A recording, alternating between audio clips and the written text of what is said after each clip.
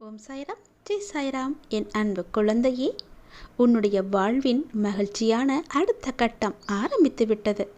உனக்கு இப்போது நன்றாக புரிந்திருக்கும்.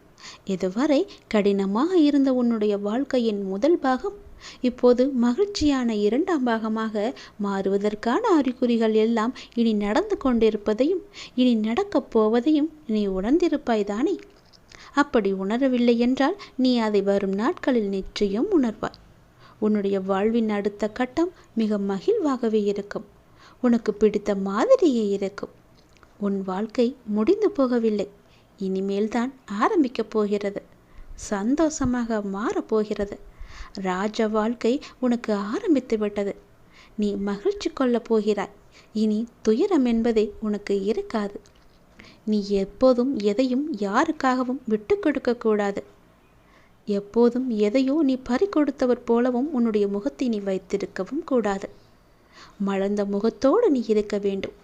மகிழ்ச்சியான நிகழ்வுகள் எல்லாம் இனி நடக்கப் போகின்றன அல்லவா? உன்னுடைய இல்லத்தில் மகிழ்ச்சி அதிகரிக்கப் போகிறது அல்லவா? நீ கொஞ்சம் பொறுமையாக கவனத்துடன் நடந்து கொண்டால் போதும். மகிழ்வான பல நிகழ்வுகள் எல்லாம் நடக்க இருக்கின்றன. மலர்ந்த முகத்தோடு நீ ஏற்றும் தீபம் உன்னுடைய வாழ்வில் அடுத்தடுத்து மகிழ்ச்சியை கொண்டு வரப்போகின்றது. நீ ஏற்றும் தீபத்தின் மூலம் உன்னுடைய வாழ்க்கையில் உள்ள இருளெல்லாமே அகலப் போகிறது. நீ என்னிடம் வந்தாய். உன் மனக்குறையை எல்லாம் என்னிடம் சொன்னாய். உன்னால் சொல்ல முடியாத அளவுக்கு கூட நீ தவித்து நின்றாய். உன் மனச்சுமையை உன்னால் இறக்கி வைக்க முடியாத அளவுக்கு உன்னுடைய மனம் பாரமாக இருக்கின்றது.